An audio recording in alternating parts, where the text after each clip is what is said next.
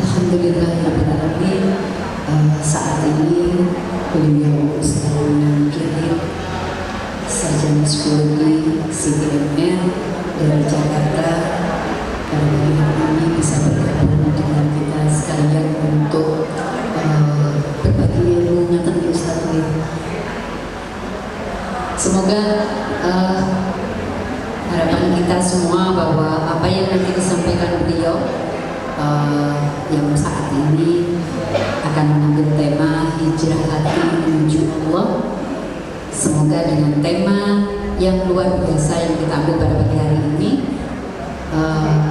endingnya nanti nyampe di hati kita, nyampe di hati kita. Selanjutnya kepada beliau Ustaz Mujahid kami persilakan.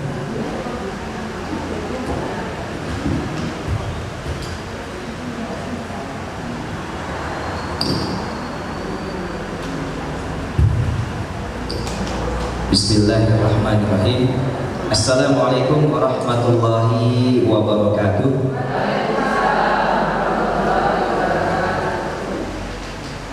Yang saya hormati Ketua dan para pengurus Majelis Taklim Az-Zahra. Boleh ketuanya siapa tadi? Oh, Bu Binti ya. Masya Allah, Bu Binti kita. Ya. Kemudian yang saya hormati juga Ibu Siti Fatimah ya, yang menghubungkan juga dengan Bu Binti dan Majelis Taklim ini, para asatidzah yang saya muliakan dan seluruh alim ulama yang namanya tidak bisa saya sebutkan satu persatu.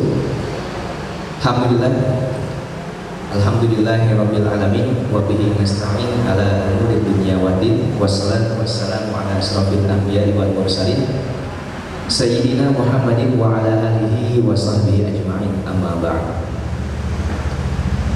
Mohon izin saya memperkenalkan diri ibu-ibu semua. Nama saya Mujahid. Saya ini lahir dan besar di Jakarta. Dari lahir di Jakarta, di Jakarta Utara. Yang kemarin itu ada berita viral Masjid Islamic Center kebakaran.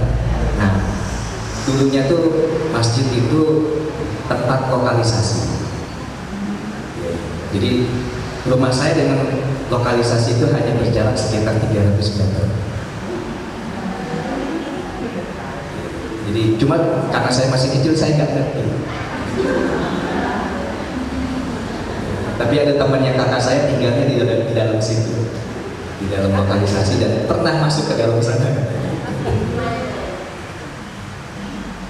Nah, saya lahir dan besar di Jakarta Utara, kemudian ya di lingkungan yang seperti itu. Lingkungannya beda sekali dengan lingkungan yang lain. Tapi alhamdulillah karena didikan orang tua, ya kita bisa selamat dari model pergaulan yang seperti itu. Saya pekerjaan sehari-hari sebagai pengusaha dan juga sebagai salah satu trainer di Magnet Rezeki. Nah, mohon izin karena saya aslinya Jakarta ya, jadi kurang begitu paham dan familiar bahasa Jawa ya. Jadi mohon izin saya menggunakan bahasa Indonesia. Gitu. Magnet Rezeki ini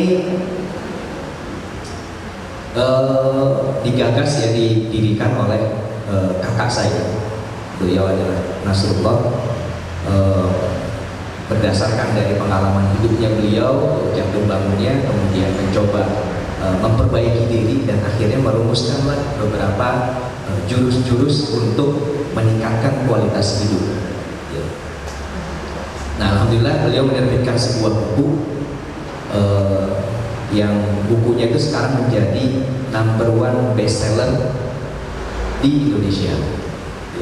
Jadi buku ini laris terus setiap tahun dan paling teratas, dan selama setiap bulan itu buku yang paling laris. Alhamdulillah sudah sampai 7 tahun laris terus. Kemarin kita baru mendapatkan penghargaan dari MURI sebagai buku terlaris sepanjang masa. Alhamdulillah.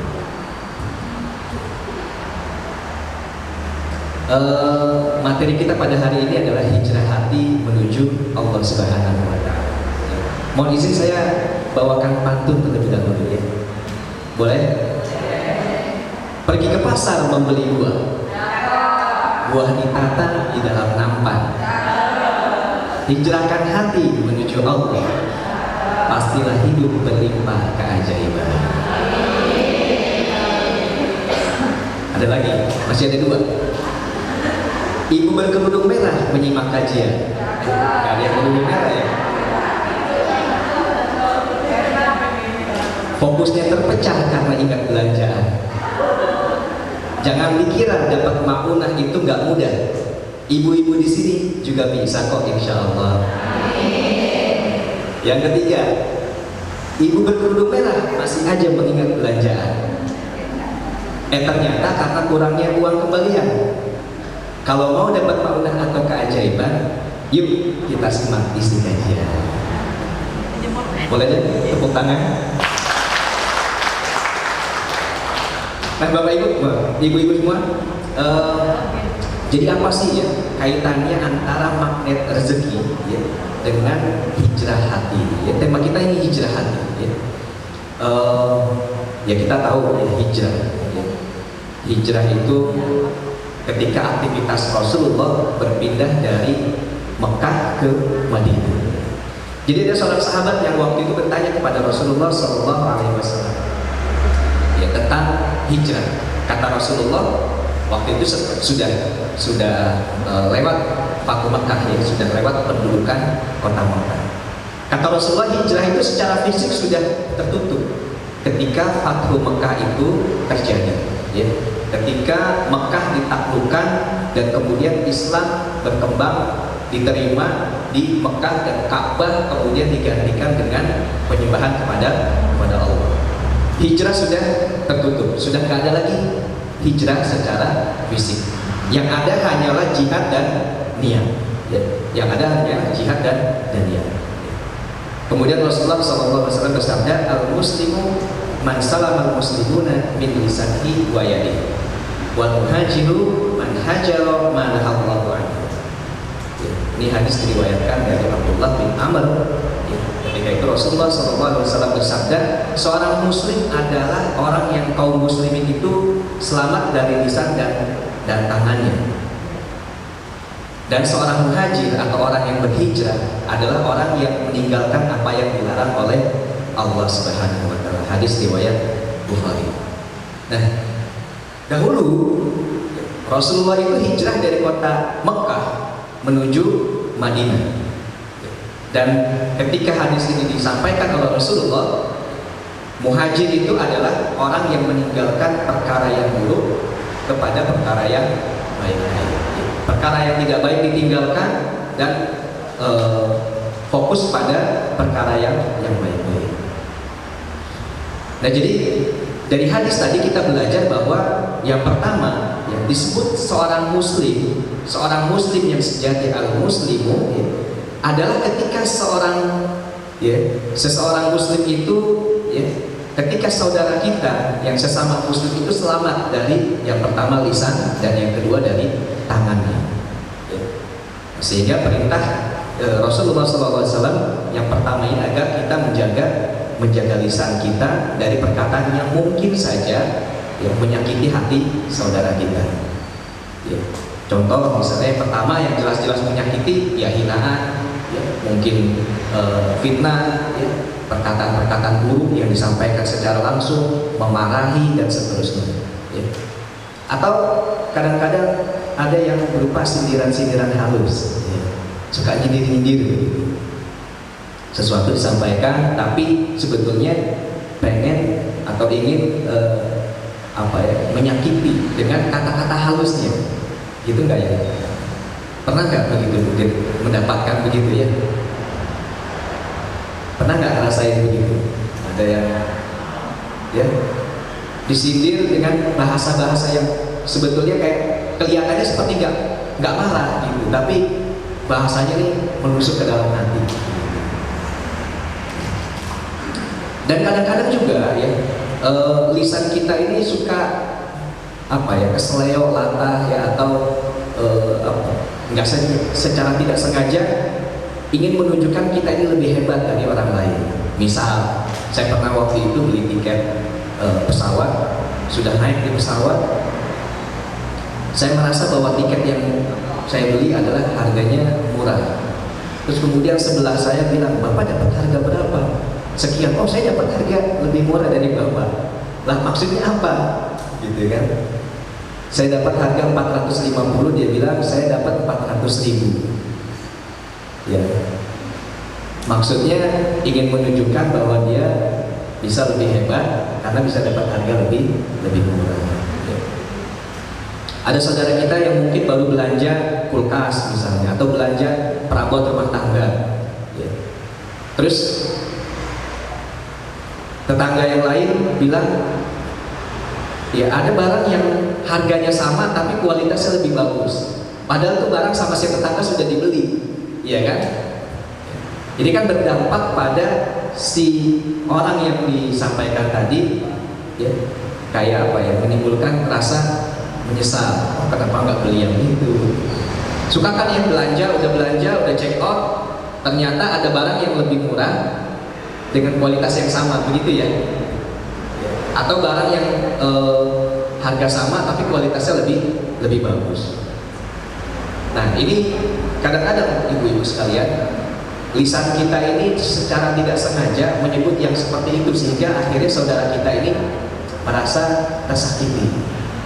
Nah, maka itu yang pertama, ya, kita diperintahkan oleh Rasul kita untuk menjaga lisan kita supaya saudara kita ini selamat. Kadang-kadang kita itu punya pengetahuan yang lebih, ya. Kadang-kadang kita mempunyai pengetahuan yang lebih daripada orang lain, ya.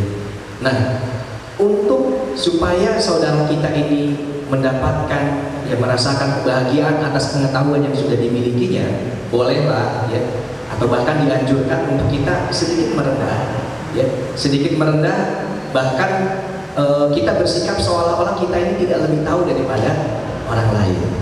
Dan itu adalah ketinggian akhlak bagi seorang muslim. Ya.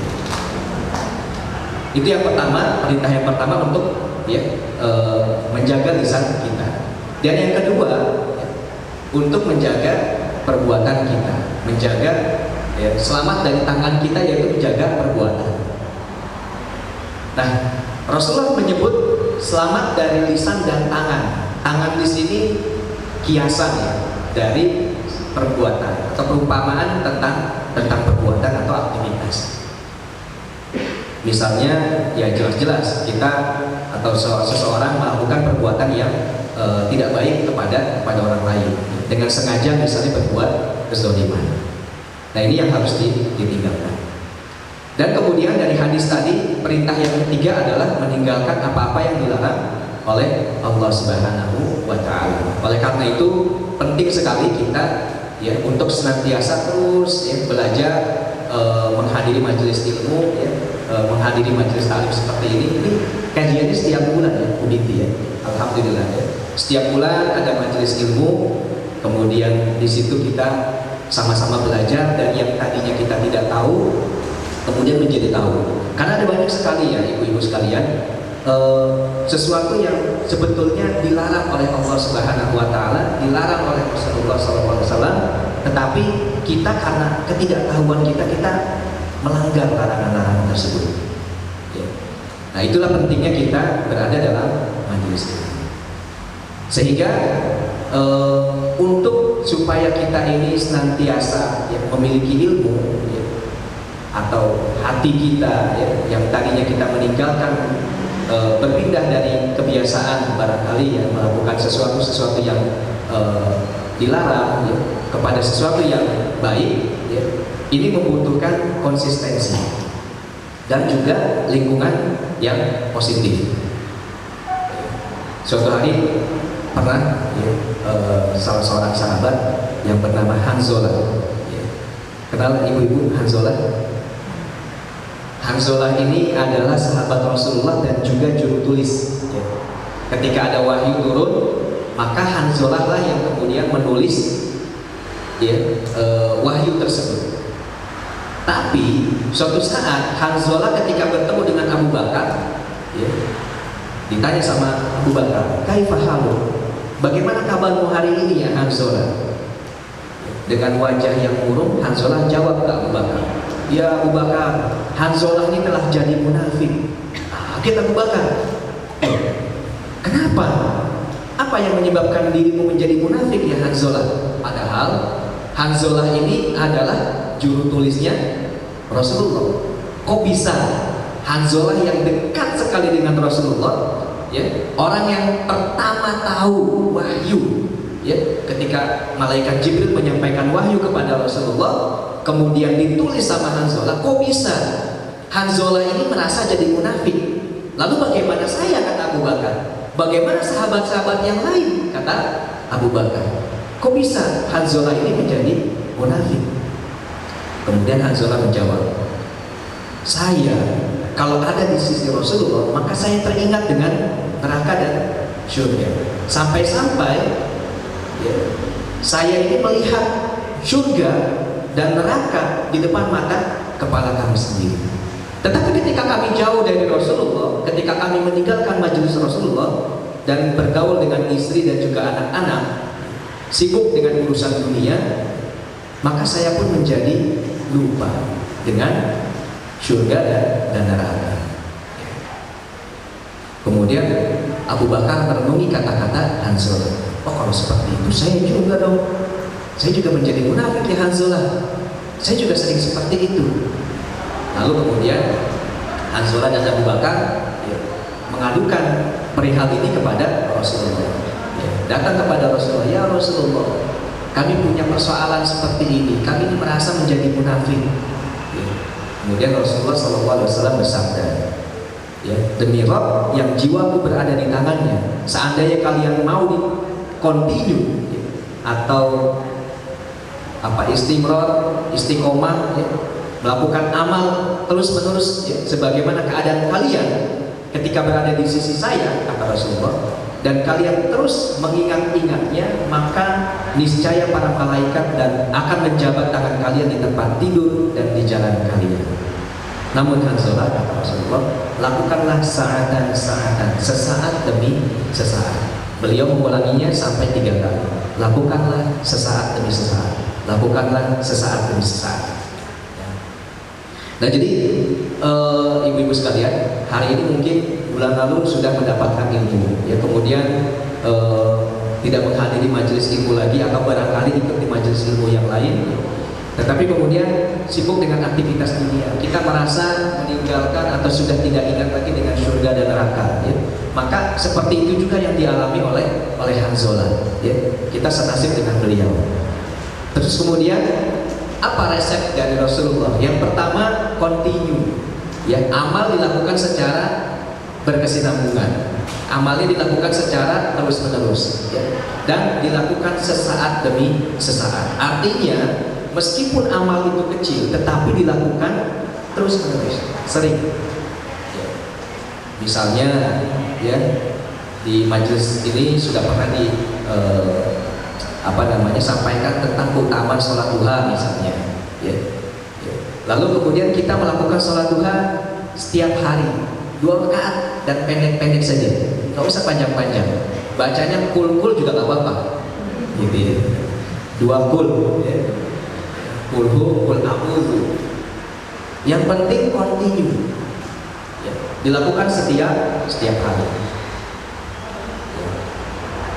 Itu kan paling hanya 5 menit ya, selesai. Atau misalnya pernah disampaikan tentang keutamaan sedekah. Misalnya keutamaan sedekah, maka sedekahnya juga sedikit-sedikit tapi sering. Misalnya secara periodik setiap hari, ya. Sedekah Rp2.000, sedekah Rp1.000. Ya. Yang penting ada sedekahnya dan dilakukan secara terus-menerus. Atau komitmennya sedekahnya mingguan, setiap minggu sekian, gitu ya. Tapi dilakukan terus setiap minggu. Atau juga mau bulanan juga nggak apa-apa, sedekahnya bulanan, ya. Tetapi dilakukan secara terus-menerus. Puasa, ya. Kita sudah belajar tentang keutamaan puasa, misalnya, ya. Puasa Senin Kamis, ya. Atau puasa Ayyamul Bid, puasa tengah bulan, ya. 30 3 hari dalam 1 bulan, dilakukan terus-menerus secara kontinu. Baca Quran misalnya, ya, misalnya membaca Quran dilakukan juga secara kontinu. Ya. Kalau tidak sanggup, ya, sehatam dalam 1 bulan, hatam dalam 2 bulan. Ya. Yang penting membaca. Kalau memang tidak sanggup juga, yang penting membaca Quran setiap hari. Peganglah Quran setiap hari. Walaupun misalnya hanya membaca 1 halaman. Nah itu insya Allah, ya, akan membuat malaikat, ya, menjabat tangan kita dan, ya, akan menjabat tangan kita di tempat tidur kita dan juga ketika kita berjalan. Artinya seharian malaikat ini akan menjabat tangan kita. Nah kira-kira kalau malaikat sudah menjabat tangan kita, ibu-ibu sekalian, ya, kita bakal akan lepas dari ingatan kita kepada surga dan neraka kan? Ya, pasti akan terjaga. Nah itulah resep dari Rasulullah. Makanya ya penting sekali kita berkumpul, ya, dengan orang-orang soleh, mempunyai aktivitas seperti ini, majelis taklim, ya. Makanya alhamdulillah kita di Indonesia nih majelis taklim itu berkembang, ya. Dan pertemuannya ada yang 1 minggu sekali, ada yang 1 bulan sekali, ya. Dan itu adalah tujuannya untuk menjaga spiritual kita untuk tetap, ya, dekat, ya, dengan Allah Subhanahu Wa Taala dan juga berada dalam lingkungan yang positif. Nah, kalau kita sudah melakukan hijrah hati, ya, lalu apa dampaknya bagi kita? Ya. Ya. Apa dampaknya? Kita sudah melakukan tadi yang saya contohkan adalah, ya, menjaga lisan kita, menjaga perbuatan kita, ya, dan juga meninggalkan apa-apa yang dilarang oleh Allah Subhanahu Wa Taala. Maka diri kita akan menjadi magnet rezeki. Nah ini baru nyambung dengan materi saya, dengan materi magnet rezeki. Ya. Maka kita akan menjadi magnet rezeki. Apa sih magnet rezeki, ibu-ibu? Ya. Gampangnya itu magnet rezeki. Kita jadi magnet bagi rezeki. Kita duduk diam, rezekinya datang. Saya di sini duduk, tapi rezeki saya datang. Nah itu magnet rezeki. Mau ibu-ibu semua? Ya. Mau jadi magnet bagi rezeki? Ya. Kita duduk aja, tapi rezekinya tuh datang. Loh kok bisa? Bukannya rezeki itu harus dicari, harus dijemput? Kan begitu ya? Rezeki harus dicari, harus dijemput. Nah, ada nggak sih dalilnya? Kita cukup duduk diam, tetapi rezeki datang. Ya, ini saya bacakan surat Al-Imran ayat 37. Bismillahirrahmanirrahim. Kullama dakhala 'alaiha Zakariya al-mihrab. Kullama dakhala 'alaiha Zakariya al-mihrab wajada 'indaha rizqan. Qala ya Maryam anna laki hadha? Qalat huwa min 'indillah. Inna Allaha yarzuqu man yasha'u bighairi hisab. Setiap Zakaria masuk menemui Maryam. Jadi ini kisah tentang Nabi Zakaria dan Maryam, ya. Maryam kita tahu ini ibundanya Nabi Isa, ya. Nabi Isa ini lahir tanpa memiliki ayah, ya. Jadi Maryam hamil dengan sendirinya, ya, atas izin Allah. Maryam ini orang yang suci, ya. Beliau selalu menjaga dirinya, ya, dan juga selalu melakukan masuk ke dalam mihrab. Jadi beliau tuh punya mihrab di dalam rumahnya. Nah makanya setiap Zakaria masuk ke dalam mihrabnya Maryam, ya, selalu ditemukan makanan di sisinya Maryam. Padahal Maryam ini nggak belanja, ya, nggak masak, ya, nggak kerja, juga nggak pesen GoFood. Ya kalau sekarang kan ibu-ibu, ya, nggak belanja, nggak masak, nggak taunya ada makanan. Ya, yang penting kan ada HP, ya kan? buka aplikasi Gojek, ya, pesan GoFood, ya. Ih, ada makanan. Saya bilang sama istri saya, "Mi, makan apa kita hari ini? Kok Mi nggak masak?" "Tenang, Mi, ada GoFood." "Abi mau makan apa? Semuanya ada." Ya. Nah, tiba-tiba ada makanan di sisinya Maryam, gitu. Dan itu terjadi secara berulang-ulang, tidak satu kali. Tiba-tiba, ya, Maryam nggak ngapa-ngapain, kok ada makanan di sisinya Maryam. Ya. Nah, kata Maryam, "Innallaha yarzuqu man yasha bighairi hisab." Kalau Allah mau kasih rezeki, Allah itu kasih rezeki tanpa perhitungan, tanpa hisab. Selama ini kan kita pakai logika ya, ibu-ibu ya. Kalau mau dapat rezeki, kerja. Iya kan? Kalau mau dapat rezeki, kerja. Ya, itu artinya kita pakai logika. Padahal ada ayatnya, kalau Allah mau kasih rezeki itu tanpa hisab, tanpa perhitungan. Ya. Jadi gak usah kerja gitu ibu ya. Ini belum selesai ya, jangan dipotong ya. Ya. Jadi kalau mau rezeki, ya, Allah mau kasih rezeki itu tanpa perhitungan. Ya, innallaha yarzuqu man yasha bighairi hisab. Nah, sekarang nih yang kayak begini, ibu-ibu, keyakinan soal innallaha yarzuqu man yasha bighairi hisab, buat kita ini sudah nggak yakin, betul nggak? Masyarakat kita ini sudah nggak yakin bahwa Allah itu bisa kasih rezeki tanpa perhitungan, tanpa hisab. Kalau Allah mau kasih rezeki, datang begitu.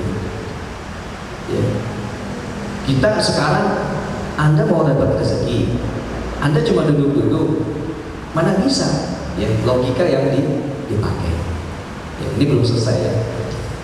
Nah, jadi maksudnya Allah mencantumkan kisah Maryam. Ini kan kisah tahun berapa ya? Ini sudah kisah lampau sekali ya.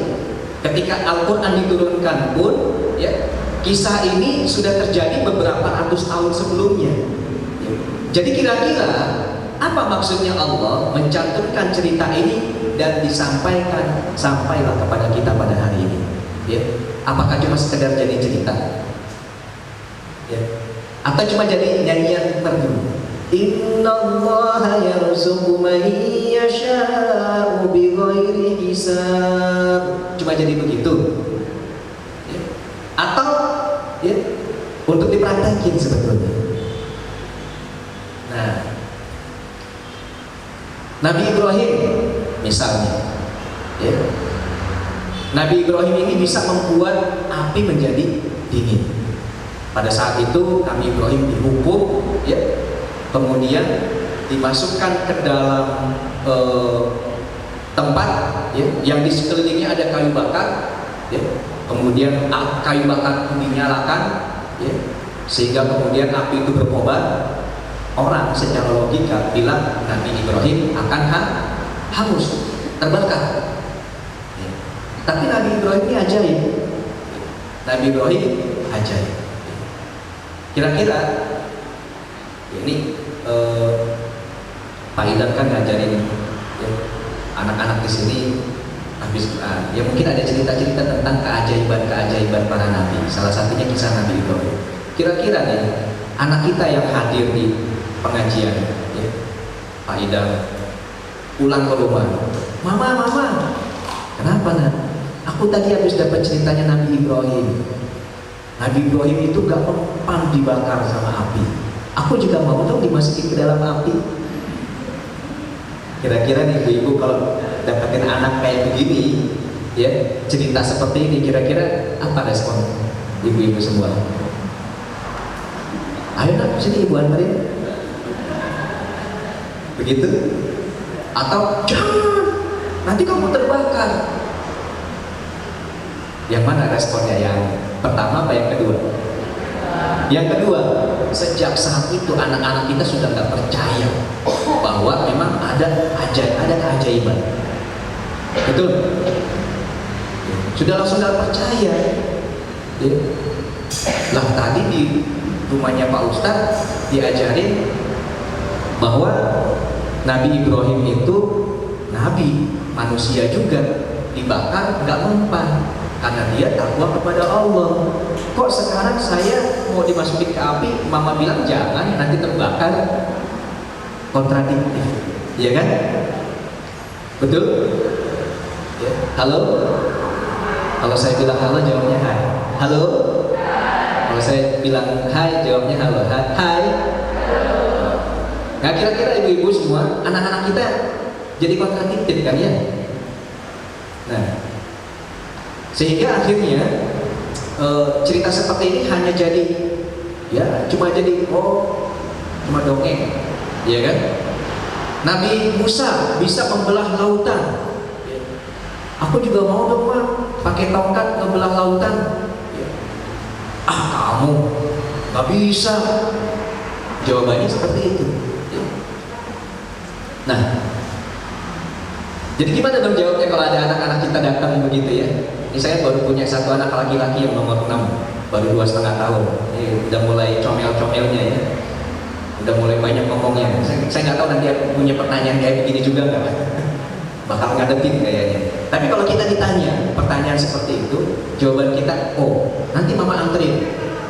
Tapi kamu harus belajar dulu supaya jadi kayak Nabi Ibrahim, supaya jadi kayak Nabi Muhammad, supaya jadi kayak Nabi Musa. Bisa mah? Bisa. Nah kan anak kita jadi semangat ya. Jadi betul-betul bahwa memang kisah keajaiban yang diangkat di dalam Al-Quran itu bisa jadi kenyataan. Nah, saya lanjut ke kisah Nabi Zakaria tadi.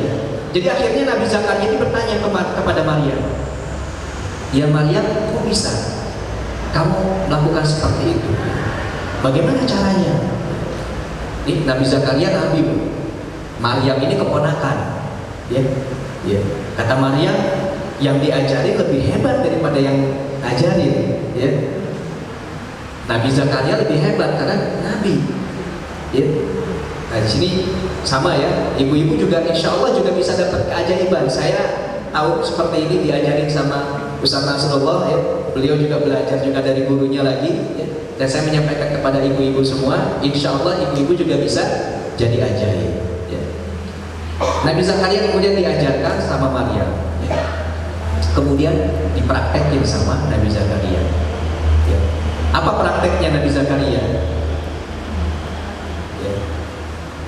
Beliau seorang lelaki yang sudah tua renta, ya kan? Punya istri mandul. Kira-kira secara logika bisa nggak punya keturunan? Ya, coba deh universitas mana yang bisa mengklaim atau bisa menjawab bahwa Nabi Zakaria dan istrinya ini bisa punya anak? Mandul, istrinya, Nabi Zakarianya tua renta. Ya. Tapi di dalam Al-Quran di surat Al-Imran 38 Allah juga berfirman, A'udzubillahi minasyaitonirrajim. Bismillahirrahmanirrahim. Hunalika da'a Zakaria rabbah qala rabbi habli min ladunka dzurriyyatan thayyibah innaka sami'ud du'a. Di sanalah Zakaria berdoa kepada Tuhannya seraya berkata, ya Tuhanku, ya Allah, berilah aku dari sisi Engkau seorang anak yang baik. Sesungguhnya Engkau maha pendengar doa. Innaka sami'ud du'a. Sesungguhnya Engkau maha pendengar doa. Nah, kita tahu Nabi Zakaria akhirnya mempunyai keturunan. Ya, ajaib. Innallaha yarzuqu man yasha bighairi hisab. Artinya kalau kita mau ya, kita tinggal meminta kepada Allah, insya Allah Allah akan memberikan ya. Kemudian dilanjutkan di ayat 39 ya. Sesungguhnya Allah menggembirakan kamu dengan kelahiran seorang putra yang bernama Yahya, yang membenarkan kalimat yang datang dari Allah, menjadi ikutan, ya, menjadi panutan, menjadi nabi, menahan diri dari hawa nafsu, dan seorang nabi termasuk keturunan orang-orang soleh. Ya. Ini dijawab sama ketika berdoa begitu, kemudian malaikat kasih tahu nanti kamu akan dikasih anak, ya, namanya Yahya. Terus kata Nabi Zakaria, qala rabbi anna yakunu li ghulamu wa qad balaghani al-kibaru wa imraati akhir.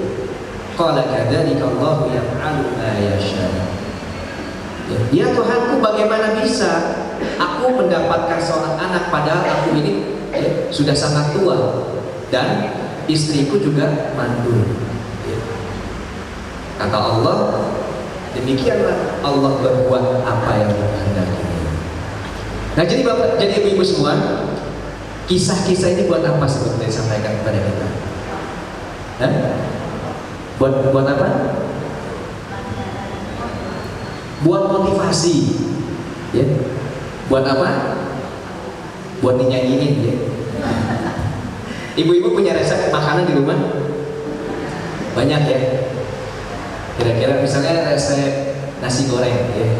Kalau resep nasi goreng dinyanyiin, ya. Bahan-bahan 1 sendok makan bawang merah, 1 siung bawang putih, garam secukupnya, ambil penggorengan dan masukkan minyak goreng. Jadi nasi goreng, ya? Jadi nggak nasi goreng itu? Jadi untuk apa resep makanan ibu-ibu semua? Dipraktekkan, ya. Kalau cuma dinyanyiin, suami pulang, "Ma, lapar, sebentar Bapak. Mau bikin apa? Kopi." Bahan-bahan.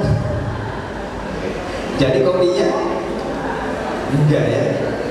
Nah, jadi demikian juga Allah sudah menurunkan kisah-kisah tadi ke dalam Al-Qur'an, ya, menjadi pelajaran buat kita, bukan cuma untuk jadi dongeng, bukan cuma untuk jadi cerita, ya, tetapi untuk kita praktek. Buat apa ibu-ibu? Dipraktekkan, ya.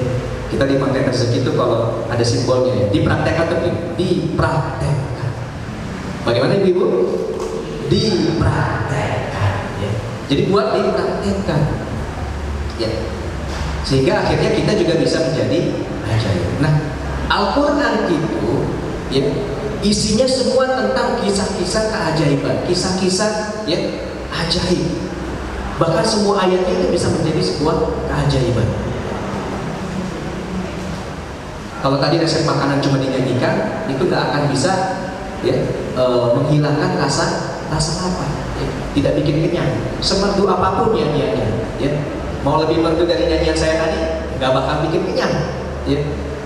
Begitu juga dengan Al-Quran. Jadi kalau cuma sekedar ditaruh, ya, kemudian tidak dipraktekkan, cuma dibaca, tidak dipraktekkan, cuma dihafalkan, tidak dipraktekkan, ya, itu hanya jadi seperti itu saja dan kita tidak menjadi ajaib. Nah, padahal kan kita selalu punya Al-Quran, selalu baca Quran. Apakah kita jadi ajaib? Belum. Lalu apa yang tidak tepat? Apa yang salah? Nah, karena kita belum praktek. Nah, juga Nabi Sulaiman misalnya, ya, ini kan juga ajaib kisahnya Nabi Sulaiman. Ketika waktu itu dilaporkan, ya, oleh burung hudhud bahwa ada sebuah kerajaan yang masih belum menyembah Allah, ya, namanya negeri Sabah, dipimpin oleh seorang ratu namanya Ratu Bilqis, ya.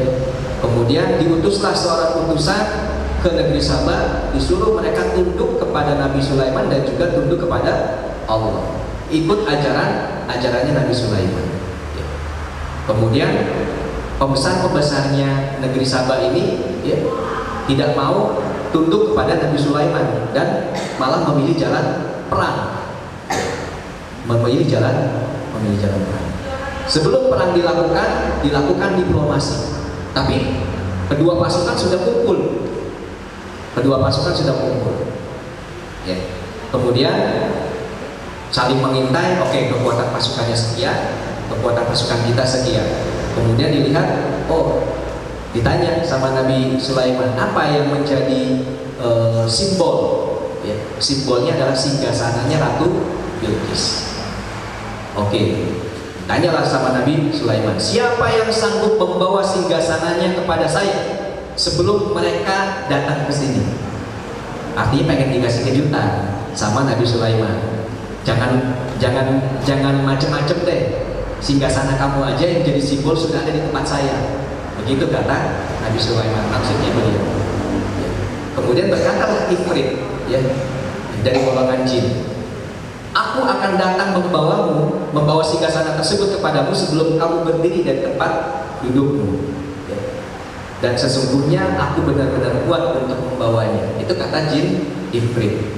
Ya, sebelum saya berdiri misalnya, ini kan bisa butuh waktu 1 jam, 2 jam. Ya udah, Nabi Sulaiman duduk leha-leha dulu, tungguin singgasananya akan datang 1 jam, 2 jam lagi. Ya.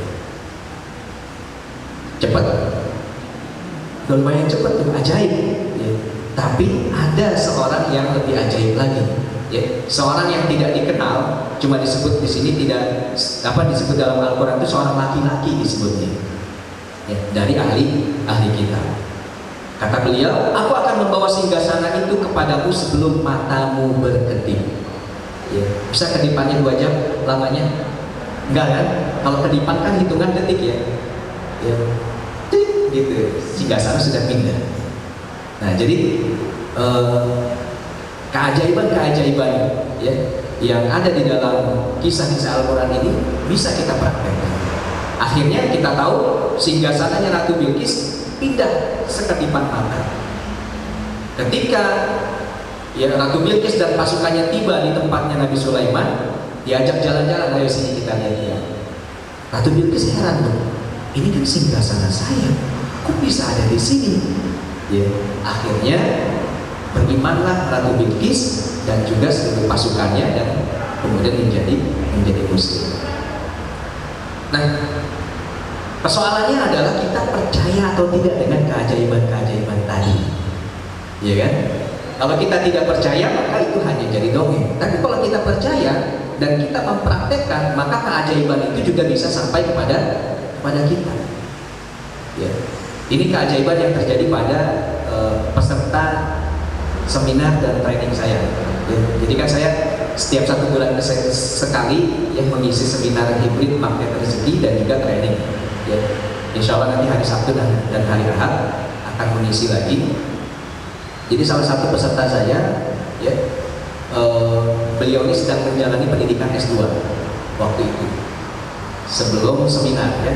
Tapi sudah rasanya kayaknya, ya biasa ya kalau mahasiswa itu ada rasa bosan untuk menyelesaikan tesis. Ya, kalau saya dulu skripsi, saya kuliah 5,5 tahun. Karena 1 tahun skripsi, semester pertama skripsi itu saya sudah kerjakan baru separuh 50%, kemudian saya malas. Ya, saya enggak menyelesaikan karena saya sudah punya pekerjaan. Saya pikir ya ngapain, saya sudah punya penghasilan. Ya. Tapi karena ternyata dimotivasi sama teman-teman, akhirnya selesai juga. Nah, ini ujiannya mahasiswa yang mau lulus begini memang banyak. Ya. Salah satunya yang dialami oleh peserta seminar. Ketika beliau akhirnya mengikuti seminar hibrid, ya, magnet rezeki, ya, akhirnya termotivasi kembali untuk menyelesaikan skripsinya. Padahal beliau tuh, ini kan S1 dia lulus cum laude, S2 IP-nya juga, IPK-nya ya itu juga sudah di atas 3,5. Ya, kalau lulus tahun itu maka dia mendapat predikat cum laude. Ya. Kemudian termotivasi, ya. Ya, waktu itu ada kendala sesuatu yang beliau gak ceritakan, intinya enggan menyelesaikan tesisnya. Terus kemudian setelah ikut SHMR seminar bulan Agustus, bulan Oktober itu wisuda. Cuma 2 bulan, ajaib ya. Cuma 2 bulan wisuda. Pada saat ikut seminar itu agak gelisah gimana ya menyelesaikan tesis dan seterusnya. Akhirnya lulus dengan predikat cum laude. IPK-nya 3, kalau nggak salah 3,8. 3,8. Nah, bulan lalu galau lagi, ya, ikutlah training. seharian bareng dengan Bu Binti, ya. Bareng dengan Bu Binti, Pak Roy satu namanya. Di situ menceritakan kegalauannya. Jadi kita ada sesi namanya garpu kala, ya. Mengeluarkan kegalauan kita, ya, mendiskusikannya dengan Allah dalam hati, ya. Berdoa, meminta, sholat hajat, ya. Kemudian mendapatkan ayat yang bisa menenangkan hati. Jadi sudah lulus S2, waktu itu kan kuliahnya online, 2 tahun kuliah online, jadi kelihatan kayak nggak ngapa-ngapain di rumah. Kira-kira ibu kalau punya anak, ya, di rumah aja gitu, tetangga ngeliat, gelisah nggak? Ya ibunya gelisah, jadi beliau ikut sama ibunya. Ibunya gelisah, anaknya gelisah. Tetangga ngeliatin aja, kamu S2 nggak ngapa-ngapain, nggak kerja. Jadi sudah lulus S2 tapi belum dapat pekerjaan. Ikutlah training kemudian. Ketika ikut training ajaib, 2 minggu setelah training diterima kerja, dapat pekerjaan. Sekarang bekerja di Jakarta. Ya. Alhamdulillah. Nah itu salah satu keajaiban yang dialami oleh Pak Rois, Rois satu. Kemudian ibu-ibu mungkin kenal juga Bu Dewi Lelonomati, Dr. Dewi, ya. Anggota juga di sini ya, majelis taklim. Hadir nggak beliau ya? Enggak ya? Nah, ya kita tahu ya, beliau kan anaknya meninggal dengan cara yang cukup tragis ya. Dan apa ya? Ya kita semua setuju lah barangkali dan sepakat ya. Hati orang tua mana yang tidak sedih, ya, dan tidak terluka dengan kejadian seperti itu, ya. Apalagi anak laki-laki pertama, ya kan ya, satu-satunya. Ya, saya juga nggak kebayang. Saya punya 6 anak, 5 perempuan dari nomor 1 sampai nomor 5. Ya. Nomor 1 sampai nomor 5 perempuan semua. Waktu itu awal-awal nikah saya bikin visi misi sama istri saya, kita 5 anak aja ya, cukup. Umur 32 selesai 5 anak, alhamdulillah tercapai. Umur 32 anak saya 5. Tapi kemudian ya menjalani KB dan seterusnya, 8 tahun setelah itu dikaruniai lagi anak laki-laki. Ya waktu itu belum tahu ya, ini hamil, kaget kita. Ini nggak direncanakan. Maksudnya kita ini nggak punya rencana mau punya anak yang ke-6 gitu. Meskipun orang udah hamil sekali lagi nanti dapat laki-laki, enggak, kita udah cukup lah 5 ini gitu. Sudah cukup puas begitu. Terus yang ke-6 ini dapat laki-laki. Ya, memang rasanya beda gitu ya. Jadi anak laki-laki satu-satunya nomor 6 gitu kan. Sekarang sudah 2,5 tahun. Dan saya refleksi, kalau kira-kira yang terjadi di Dokter Dewi kepada saya, mungkin ya rasanya gimana ya? Ya manusiawi ya, kita pasti merasa sangat sedih, sangat terluka begitu kan. Nah, tetapi beliau mengamalkan ilmu magnet rezeki. Jadi sebelum kejadian itu beliau sudah mengenal magnet rezeki dan sudah menjalankan ilmu ini. Ajaibnya ketika beliau amalkan ilmu magnet rezeki, ya beliau ini seperti dapat kekuatan entah dari mana, ya. Yang jelas dari Allah Subhanahu wa Ta'ala, dan juga diberikan kesabaran yang luar biasa sehingga beliau bisa menerima takdir tersebut, ya, dan menjalani kehidupan ya seperti biasa tanpa trauma. Biasanya kan kalau orang normal, ya orang kebanyakan lah ya, itu pasti ada rasa trauma. Tapi beliau tidak. Bulan lalu silaturahim ke rumahnya dan beliau menceritakan itu luar biasa. Beliau ceritakan dengan sangat tegar, dengan sangat seperti traumanya sudah hilang. Nah itu karena beliau memang menjalankan ilmu magnet rezeki. Kemudian juga ini keajaiban yang dialami oleh teman saya ngisi seminar ya. Saya ngisi dengan anaknya Bu Siti Fatimah, namanya Jihan Yushira. Ya. Beliau waktu itu pengen sekali jalan-jalan ke Turki gratis. Ya. Katanya aku pengen jalan-jalan ke Turki, nggak tahu caranya gimana. Ya. saat ikut camp Magnet Rezeki waktu itu 2019 di Surabaya, ya. Kemudian ada satu sesi namanya Panah Arjuna, ya. Jadi menuliskan hajat-hajat yang diinginkan dalam satu lembar keramik, ya, keramik lantai seperti ini, ukuran 20 kali 25 cm. Kemudian dipecahkan dengan bohlam. Bohlam lawan keramik kuat mana kira-kira? Kuat keramik kan? Tapi yang pecah keramiknya. Nah, yang pecah keramiknya. Di situ tertulis salah satunya adalah jalan-jalan ke Turki gratis. Alhamdulillah katanya, nggak lama setelah itu dapat keajaiban ikut lomba di Turki gratis. Kemudian ketika di Turki, ternyata KBRI sana dengar ada peserta dari Indonesia ikut lomba dan jadi semifinalis. Bangga kan? Dijemputlah sama orang kedutaan, diantar pengen kemana? Pengen jalan-jalan, ayo diantar jalan-jalan ke kota-kota di Turki pakai mobil pejabat. Masya Allah, itu luar biasa. Jadi senangnya bukan main, ya. Nah, jadi itu keajaiban ya. Ada lagi di Jakarta Pak Ahmad namanya, ya. Beliau punya hutang, ya, amanah kalau kita sebut 5,5 miliar. Ini langsung lunas seketika, ya, setelah menjalankan ilmu Magnet Rezeki. Kemudian ada lagi yang mendapatkan proyek 1,5 miliar, ya. Setelah 7 hari setelah Lebaran, ya, menjalankan ilmu Magnet Rezeki, suaminya mendapatkan proyek pekerjaan senilai 1,5 miliar. Ibu Siti di Balikpapan. Ada lagi Mbak Eri di Surabaya, gelisah, nggak dapat jodoh, sudah cukup lama, ya, sudah ya hitungannya udah kayak hampir hopeless lah ya, sudah kayaknya saya nggak dapat pasangan nih, sudah umur sudah semakin bertambah, ya. Tapi kemudian kegelisahan itu dihilangkan ketika ikut, ya, menjalankan Magnet Rezeki, ilmu-ilmu Magnet Rezeki. Yang tadinya setiap harinya beliau galau, gelisah, ya, mana jodoh saya, mana jodoh saya. Kemudian hilang semuanya pertanyaan-pertanyaan itu, hidupnya dijalani dengan enteng. Tiba-tiba ada yang melamar.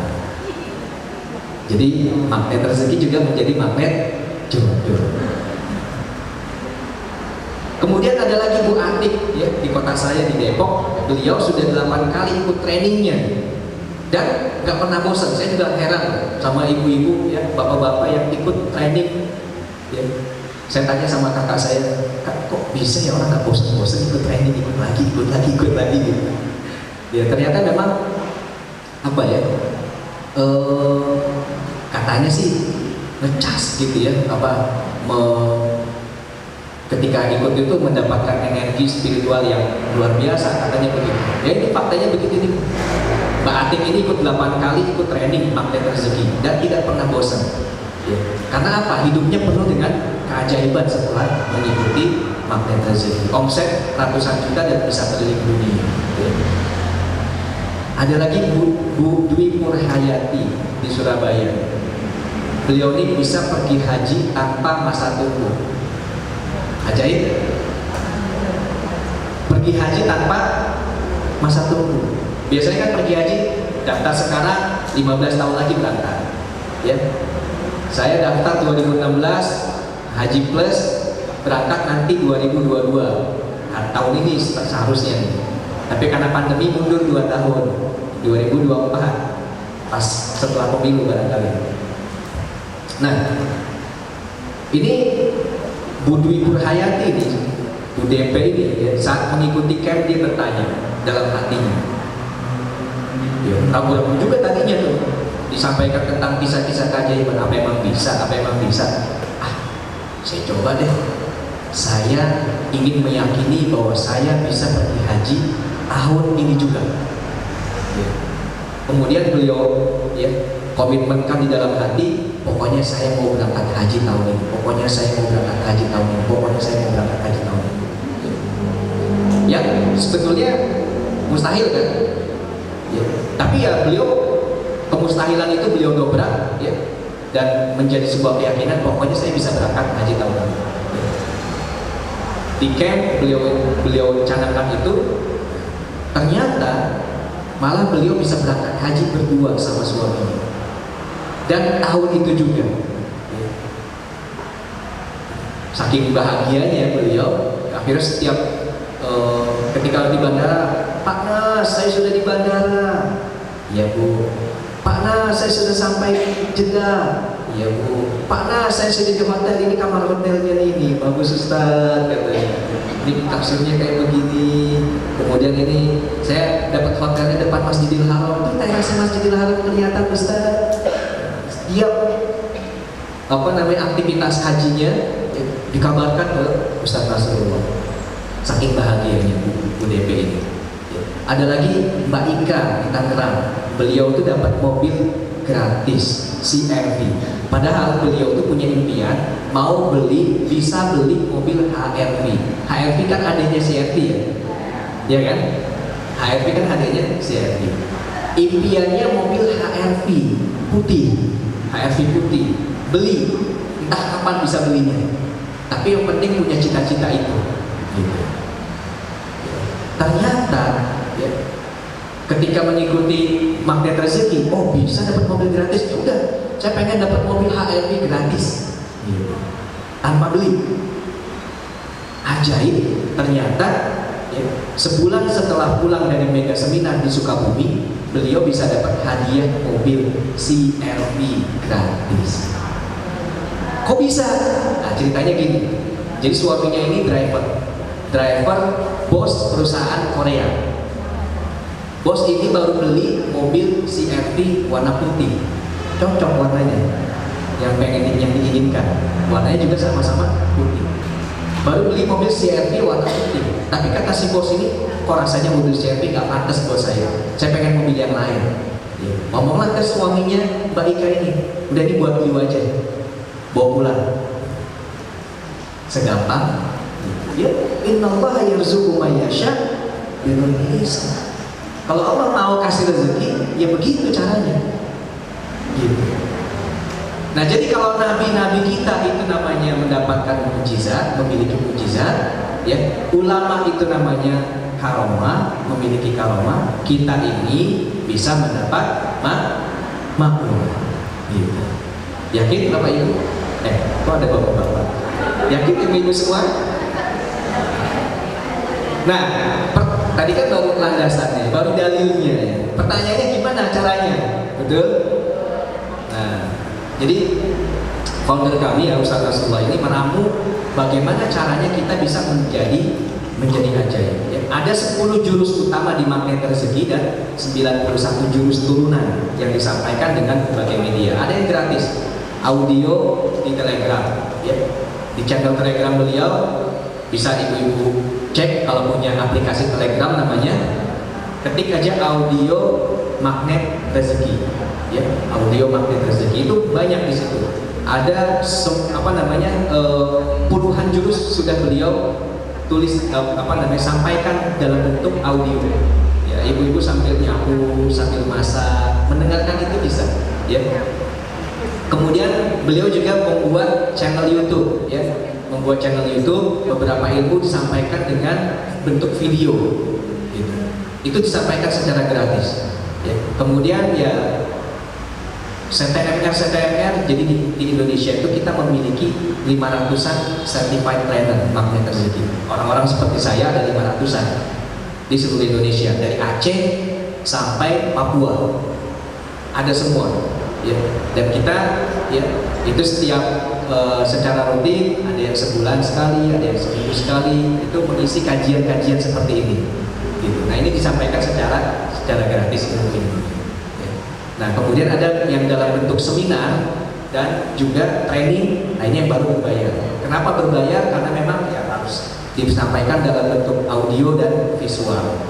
Maka membutuhkan tempat berupa hotel atau restoran, tempat ruang seminar yang mendukung supaya penyampaian materinya sangat berkesan.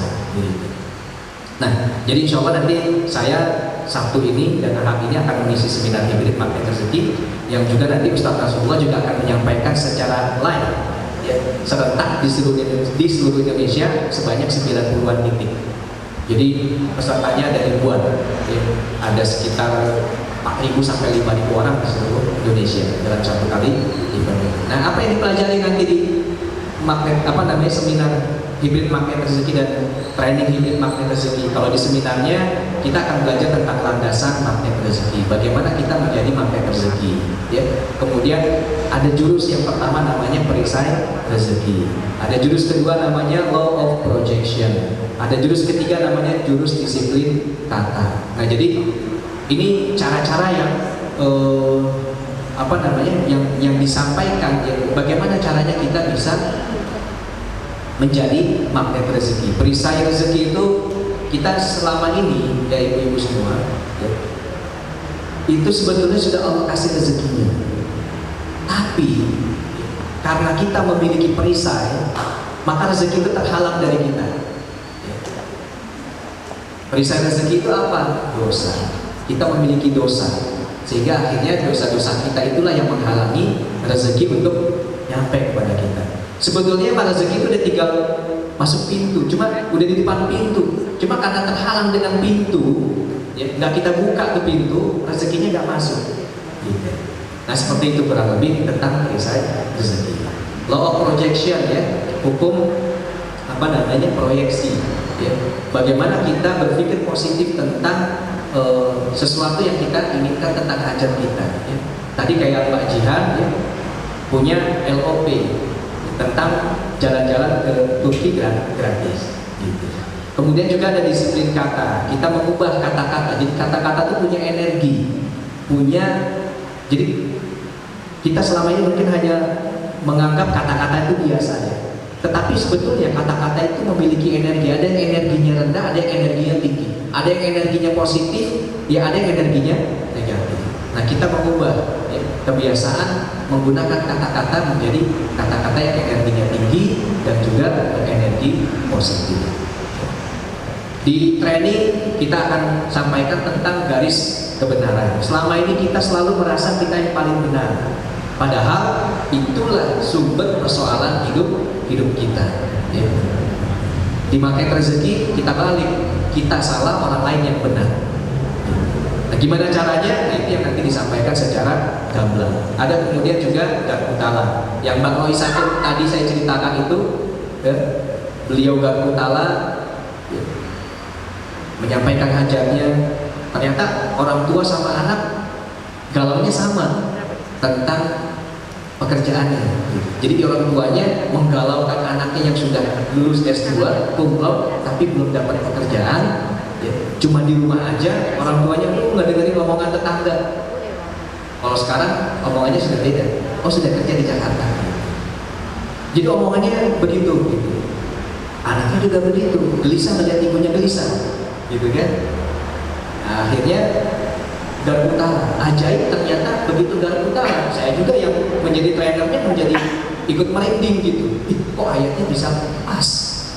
Ya, ketika buka Al-Quran, padahal Al-Quran dibuka secara acak. Ya, tapi ada caranya, nggak cuma sekedar buka begitu. Ditambah dengan energi positif. Apa itu energi positifnya? Wudu, ya, sholat hajat, berdoa, gitu kan. Kemudian ketika buka ternyata mendapatkan ayat yang pas tentang apa yang digalaukan. Dan kuncinya rezeki itu adalah tidak datang ketika kita tuh galau. Ya. Kemudian ada lagi jurus terumbu karang. Ya, nah, yang tadi kita bahas ya tentang hijrah hati ini, ya, itu adalah jurus terumbu karang. Bagaimana kita selamat, ya, dari perkataan dan lisan, ya, dari lisan dan perbuatan orang lain. Dan bagaimana kita bisa menjadi orang yang tidak menyakiti orang lain, tidak merusak terumbu karang orang lain, ya. Nanti disampaikan di sana. Ada lagi spiritual matter, ya. Jadi setiap kita ini memiliki nilai-nilai spiritual, ya, dan kemudian disarikan dari -8 sampai dengan +8. Bagaimana kita senantiasa menjadi orang yang memiliki nilai spiritual di atas +6, ya. Bu Binti salah satu yang kemarin ikut, dan kemudian kita tergabung dalam sebuah grup WhatsApp untuk sama-sama menjaga energi spiritual kita berada di atas +6 ya Bu Binti ya, dengan beberapa aktivitas-aktivitas. Kemudian ada lagi paradox of candy ya. Ibu-ibu kalau terima permen ya, saya kasih permen nih dari kantong saya, nggak ada bungkusnya, ibu mau terima? Nggak mau terima? Nggak mau ya. Oke, saya kasih yang satu lagi dari kantong kiri, ada bungkusnya, saya kasih ke ibu, mau? Mau. Terus ibu terima, ibu buka bungkusnya, terus bungkusnya ibu apa ya? Buang. Ibu jadi maunya apa sebetulnya? Dikasih yang ini isinya nggak mau, dikasih ini sama bungkusnya dibuang, yang dimakan isinya. Nah, jadi rezeki itu datang sepaket. Ya, rezeki itu datang satu paket. Kadang-kadang ya itu disertai dengan bungkusnya. Bungkusnya itu ujian, musibah, dan seterusnya. Kita nggak enak. Ya. Saya kemarin ketika mau berangkat, agenda tuh berangkat jam 9 pagi. Jakarta, Depok, Tulungagung itu kurang lebih 12 sampai 13 jam. Tergantung banyak berhentinya atau enggak. Jam 9 saya pokoknya sudah prepare, sudah persiapan. Jam 9 berangkat. Ternyata saya lagi bersihin mobil. Lemari saya itu lemari di garasi kedorong, di belakangnya ada triplexnya jatuh, menimba ini kerannya patah, airnya bocor. Jadilah saya MacGyver dulu sehari. Ya. Biasanya kalau urusan kayak begitu saya jadi MacGyver di rumah, ngurusin keran bocor, keran patah ya. Akhirnya saya belanja dulu ke material, cari itu ya, seperti itu. Ada sih tukang, cuma istri saya lebih nyaman kalau saya jadi MacGyver daripada tukang yang jadi MacGyver. Tahu MacGyver yang ibu-ibu ya? Tahu ya? Kita kan semasa ya. Ya. Jadi benerin dulu, akhirnya baru berangkat itu siang gitu. Nah buat saya ini bungkus permen ya, ada musibah keran bocor. Jadi betul-betul tuh pas, aduh, masya Allah dapat bungkus permen, gitu kan dalam hati. Ya udah tak jalanin dah. Nanti insya Allah ada isinya, entah apa. Nah itu paradox of candy. Kemudian ada lagi RFF, release, ya, forget, forgive. Ya. Release, lepaskan, ya, forget, lupakan, ya, forgive, maafkan. Ya. Dan yang terakhir bahagia tanpa syarat. Kita ini mesti bahagia tanpa syarat. Ya. Kita kadang-kadang mau bahagia itu pakai syarat. Kalau syaratnya, ya, ibu-ibu misalnya punya anak sudah nikah semua, apalagi yang punya anak perempuan sebelum umur 25 sudah nikah semua, itu baru bahagia. Ya. Padahal bahagia mah jangan kasih syarat. Kita bahagia aja. Ya. Seperti itu. Nah, gimana caranya? Nah itu yang dijelaskan lebih detail nanti ketika materi-materi disampaikan.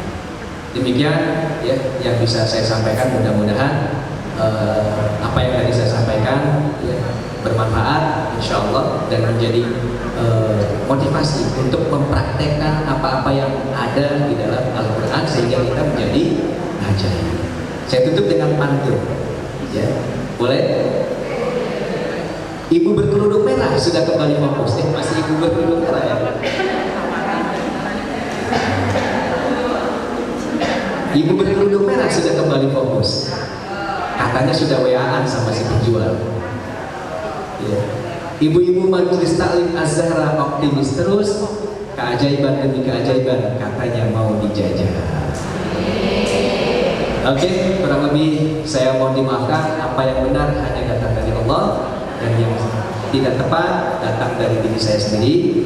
Billahi taufiq wal hidayah. Wassalamualaikum warahmatullahi wabarakatuh. Terima kasih Ustaz Majerin. Barangkali ibu-ibu ada yang mau disampaikan atau ada yang mau ditanyakan, monggo. Jadi ilmu wahdat terjadi ini luar biasa.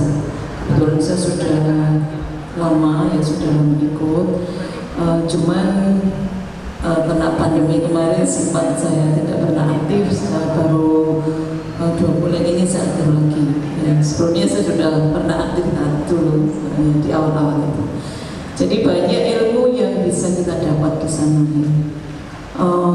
Ilmu ini sangat-sangat luar biasa, sangat-sangat luar biasa ya. Misalnya contohnya seperti paradox of Candy ya. Paradox of Candy itu apa ya? Setiap sesuatu yang Allah berikan ke kita itu pasti didahului dengan bukan musibah istilahnya, apa istilahnya? Sesuatu yang tidak yang tidak kita suka. Jadi ketika panjenengan misalnya dalam keseharian itu kita mendapatkan musibah atau kita mendapatkan itu, alhamdulillah pasti Allah akan memberikan sesuatu di balik ini semua.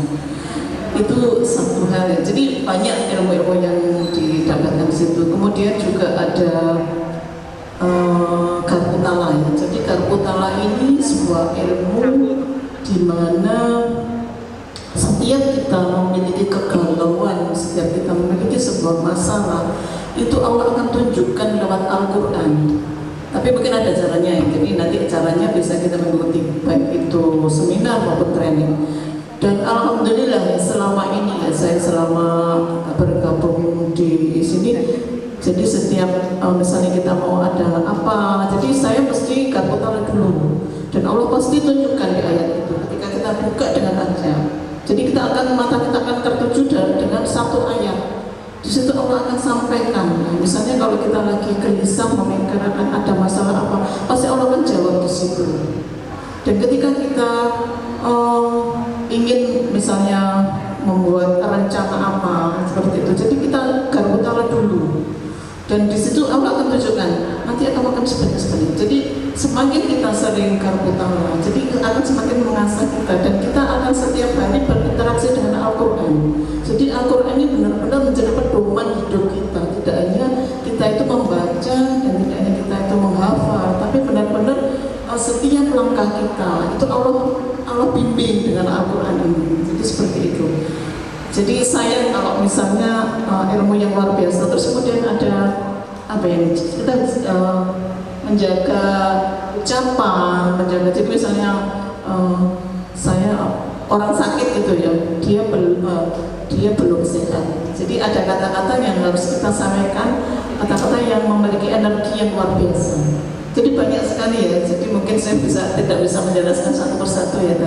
Jadi yang jelas alhamdulillah ya, jadi kita terus. Kemudian ada lagi yang paling terakhir kemarin saya ikut training yang paling sangat berkesan itu ini tentang apa yang kita inilah tadi istilahnya garis kebenaran ya. Jadi garis kebenaran itu setiap masalah apapun, jadi kita itu tidak menunjuk orang lain, jadi kita selalu menunjuk diri kita yang salah gitu.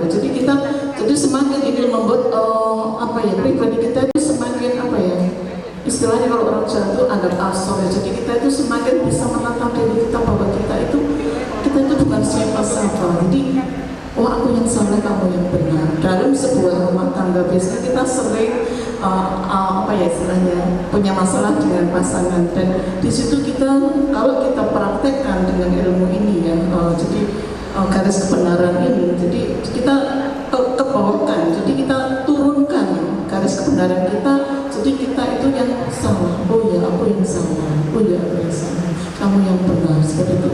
Meskipun pada kenyataannya kita nggak tahu siapa yang salah, tapi akulah yang salah. Jadi banyak, pokoknya saya seneng lah ya selama saya ikut. Jadi saya berkali-kali ikut seminar itu berkali-kali ya. Jadi setiap saya agak ini saya ikut lagi, biar kita ngecas seperti itu lagi. Insya Allah kemudian besok hari Sabtu kita ya, hari Sabtu itu ada seminar hybrid di Pananresto. Barangkali panjenengan pengen derek, monggo nanti bisa Tufat atau saya juga bisa. Jadi banyak yang bisa kita pelajari. Mau ikut ya? Ya nih, Dewi mau ikut. Insya Allah ini mengasah kita untuk menjadi pribadi yang lebih baik. Jadi seperti itu intinya di situ. Semakin kita umurnya semakin banyak, jadi kita harus menata hati kita agar kita, inilah judulnya kenapa tadi saya kemarin minta judul Hijrah Hati Menuju Allah. Jadi semuanya hati kita hanya semata-mata untuk Allah. Jadi seperti itu. Saya mohon untuk ditutup dengan doa. Terima kasih. Baik, Ibu-ibu semua, mari kita sama-sama menutup ya kajian kita pada siang hari ini. Kita sama-sama tundukkan kepala kita sama-sama tundukkan hati kita dan menengadahkan tangan kita seraya berdoa kepada Allah Subhanahu wa taala. Kita awali dengan membaca surah Al-Fatihah. Al-Fatihah. A'udzubillahi minasyaitonir rajim.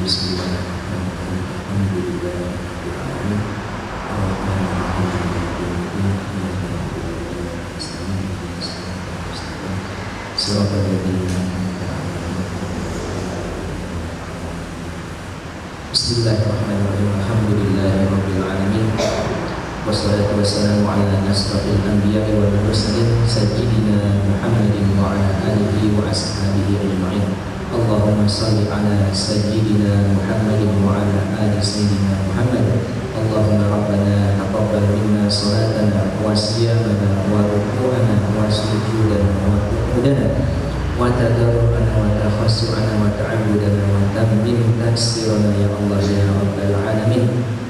Allahumma la tada'lana dhanban illa ghafartah wa la hamman illa farajtah wa la daynan illa qadaitah wa la hajatan min hawaijid dunya wal akhirah illa qadaitaha ya arhamar rahimin. Allahumma ya Allah ya Rahman ya Rahim, pada hari ini ya Allah kami berkumpul di Majelis Taklim Az-Zahra untuk sama-sama belajar ya Allah, mengkaji ilmu ya Allah, mengkaji keajaiban yang telah Engkau berikan kepada Nabi-Mu ya Allah, mengkaji keajaiban yang telah Engkau berikan kepada orang-orang yang telah Engkau pilih ya Allah.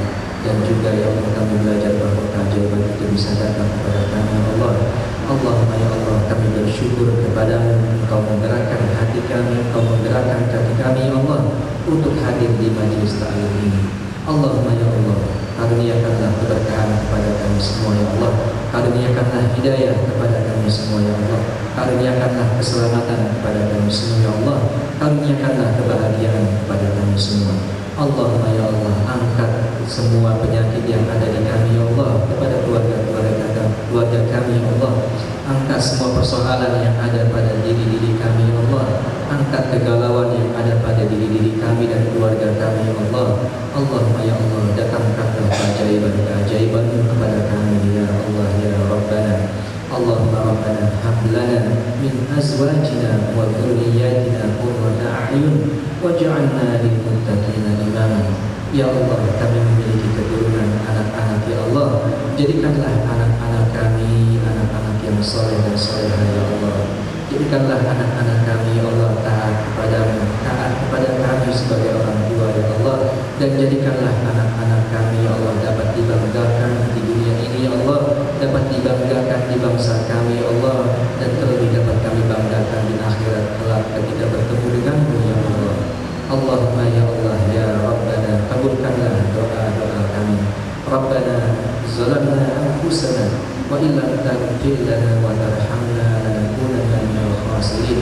Ya Allah ada banyak dosa yang telah kami lakukan kepada-Mu ya Allah, baik kami mengetahuinya maupun tidak kami sadari ya Allah, baik yang sengaja maupun yang tidak kami sengaja ya Allah. Allahumma ya Allah maka ampuni dosa-dosa kami ya Allah, ampuni kesalahan-kesalahan kami ya Allah, agar kiranya Engkau dapat memberikan rezeki berlimpah kepada diri kami, agar kiranya Engkau mengangkat seluruh persoalan hidup yang menghinggapi diri kami. Rabbana atina fid dunya hasanah wa fil akhirati hasanah wa qina adzabannar. Subhana rabbika rabbil izzati amma yasifun wa salamun 'alal mursalin walhamdulillahi rabbil alamin.